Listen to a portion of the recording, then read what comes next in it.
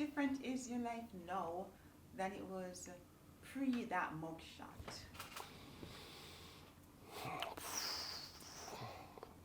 I don't even know how to answer that. Scary, you know, lots of violence, um, lots. You know, before that mugshot, I had already done 8.5 years in state prison. I was introduced to you on the pages of Daily Mail when your mugshot went viral. And then I started seeing you popping up after prison, this long line of people waiting to sign you a modeling contract, and then it was the movies.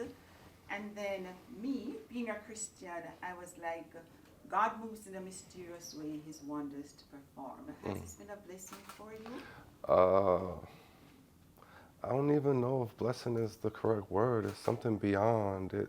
The way that God strategically puts people in my life at certain moments and times. Now that I'm in the situation that I am, I realize that even some of my darkest moments were some of my most incredible because I've learned to embrace them, and I wouldn't change anything. It all made me exactly who I am right here. Did you ever imagine that this would be you in 2025? No, to be honest, no, I never really dreamed about being an actor, a model, a singer, entertainer. It was never a thought. Did I think that I could do those things? Yes. But the wanting wasn't there because I was just in survival mode, and living with a lot of anger in my childhood and in my teenage years. And so, trying to become, you know, a movie star just didn't even register in my head that it was a possibility. Modeling and acting, which one do you prefer? Acting. Modeling is different. Modeling is different for men. Um, we're very limited on masculine poses that we have. When female models have thousands of feminine poses that they can just pose for hours. And so for me, modeling is not challenging, and I love to challenge myself. And so, taking on a project like a movie and, really breaking down the script and breaking down the character and creating a backstory and learning my dialogue and just like really pouring into a project is very challenging. And so I definitely love to challenge myself, and so I would choose acting. Do you see yourself, going beyond being in front of the camera and getting involved in as a director, producer, script writer? Definitely. They kind of messed up when they cracked the door open for me because Yeah. I'm in now. I'm in, and I ain't going nowhere. I look to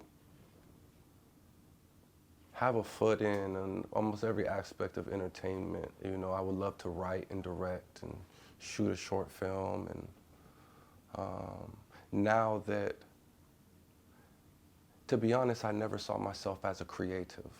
I was just a gang member that carried a lot of pain, and so I never saw myself in this creative light. And so now that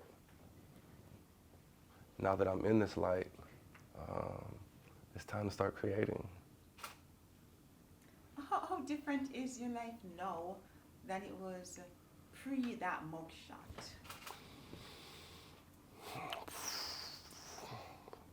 I don't even know how to answer that.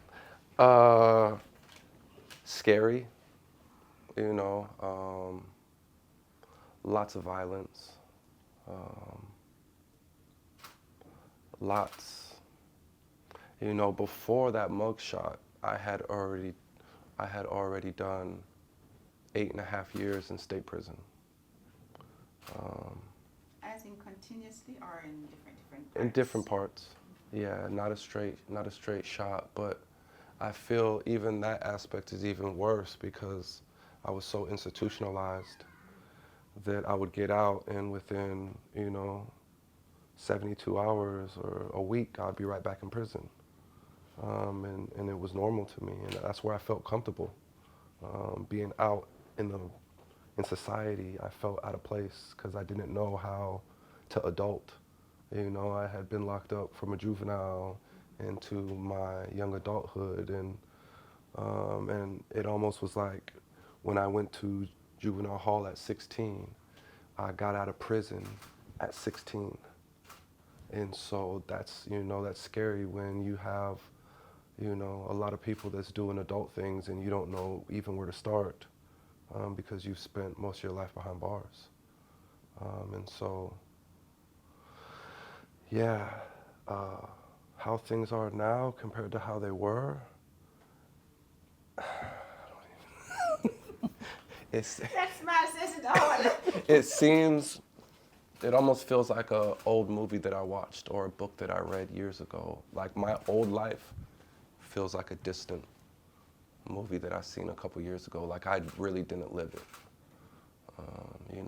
The shootings and stabbings in prison and the riots and just and now I'm just traveling and, raising my kids and with my family. I'm just, like I just came back from Germany. Which, yeah. And I had already been, maybe 7-10 times. But just, my life is so different now, and Do you pinch yourself sometimes? every day, every day it's, I have my ups and downs, but yeah, every day, I'm just blown away. Just because you can't make it up. You just couldn't make it up. Even if you just try to write the craziest script, it still wouldn't be as crazy as my life. Perfect movie. Growing up, you are biracial. Father is Negro, mother is white. And are all your siblings genetically blessed? Were you always told? Did you always hear that? You're so cute, you're so handsome. Yeah. What impact did that have on you? Well, definitely my mom has beautiful kids. And growing up hearing that, it had some kind of impact. I don't know whether good or bad. I got so used to kind of hearing it. I was just like, oh, thanks. And I'm just keep playing. But now, once I got older, and especially when I had my kids, to see how strong DNA is, it's scary. Yeah, because your son looks just like you. Yeah. Yeah. Looks just like me, acts just like me. He's like my junior. Yeah. And so. Except for the tattoos. Yeah. Let's keep it going. Yeah, it's a blessing. Yeah. You're telling me, before we were talking, you're saying, and I was asking about the tattoos, and you said, yes, you would have not done them in hindsight. Yeah, definitely.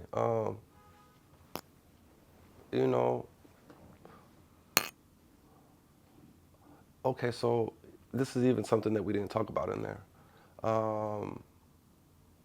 On one of my last stretches that I was in prison, I was in the hole, and I was able to look at myself in the mirror because most of the mirrors in the prison cells are scratched, and so you can't see. No, and so I'm looking at myself, and I had already been in solitary confinement for probably 5 months now. And it hit me when I was looking in the mirror that I had covered myself in tattoos because I was afraid to fail in life. Wow. And if I covered myself in tattoos, then that would just kill the shot of having to go fill out applications and trying to get a job. If I'm just this full gang member that's covered in tattoos, then that kind of like depletes the work. And so Yeah, it was a cold realization to realize that I almost like tried to self-sabotage myself from being able to be an adult. Um, and I knew that it's really easy to be in the streets and make fast money. But it's hard to like abide by the laws and go to work and like have a structured, when you come from the streets, to be disciplined to get up and go to work and do this and on time. And it's like that's hard when you're used to doing whatever, whenever. And so, yeah, being in prison, I almost self-sabotaged myself that when I got out, I wasn't going to be able to just work. Yeah, because nobody wants to hire somebody who's all covered with tattoos. And an ex-felon and. Yeah, yeah. So you had checked all of these boxes or not to be Subconsciously. Yeah. It wasn't like my intentions, Yeah. oh, I'm going to cover myself in tattoos so I can't work. That wasn't really it. It was just a subconscious thought. Had it not been for your viral mugshot, where would you be today? I don't know. It's a good question.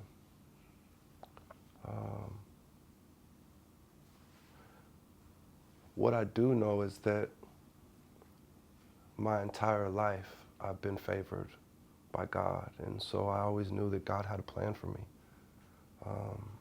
Even in my darkest moments, sitting in prison or sitting wherever, I've been addicted to drugs many times. And I've had some really dark moments in my life.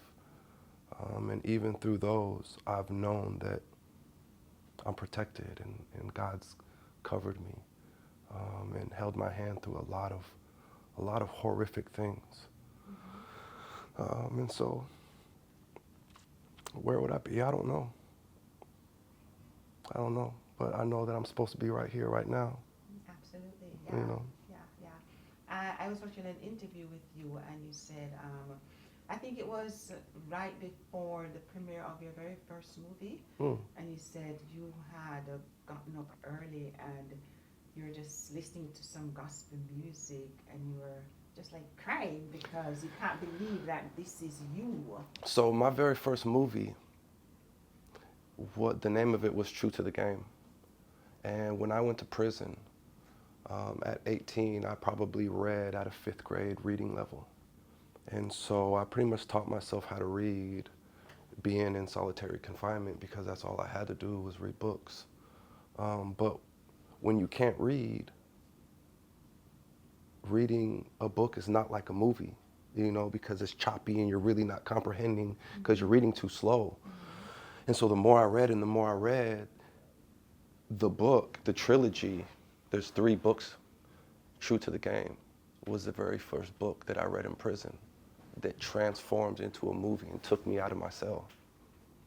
And from that moment, I started reading all the Terry Woods trilogies, which was The Dutch and The Angel and The True to the Game. And 22 years later, I'm in all the movies of the same books where I'm sitting in solitary confinement reading, and it's taking me out. And then now I'm in all the movies, which is God. Yeah, that's just amazing. Yeah. Oh, wow. All right, so now you're in a movie. And 16. I did 16, maybe 16. 17 now. Oh. Wow. I know. Yeah, because you got a 5-movie contract with something. Yeah, with Manny Haley.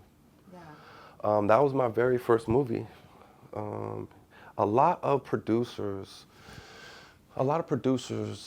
don't want to give someone a first opportunity. They kind of want to see if you can act. They want to see, if you can even hold a character and really get it across the finish line. And so a lot of producers didn't want to give me the first opportunity until I had a meeting with Manny Haley.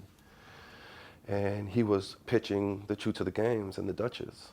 And I'm like, dude, I read those books in prison 20 years ago. I was like, I'll tell you all about them. And we just connected right there. And so, yeah, I signed a 5-picture deal.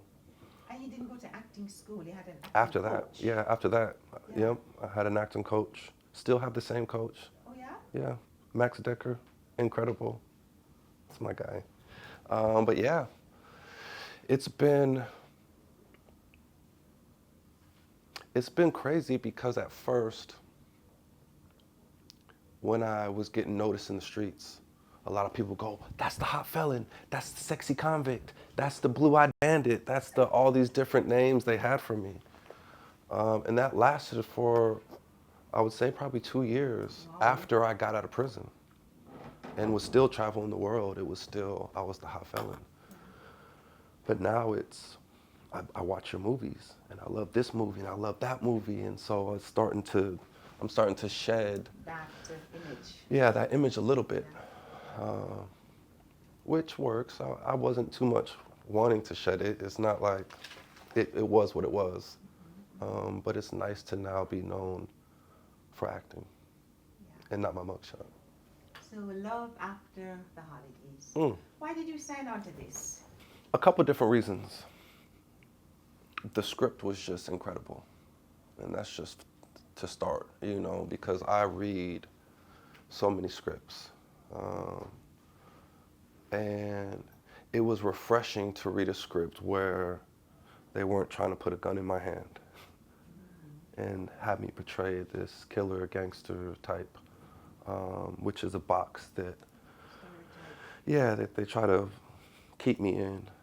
And so I've been turning down a lot of movie roles just because I've been just trying to tell people that's not, you know, I've done enough of those films.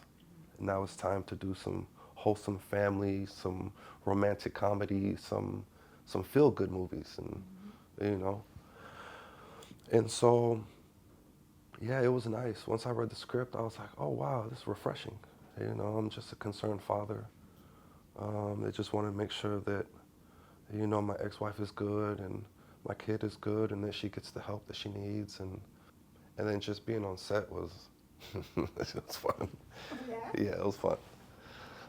And so, yeah, it was nice. I only had like 5 days of film. We shot. Wow. Yeah, we shot. And it just all came together.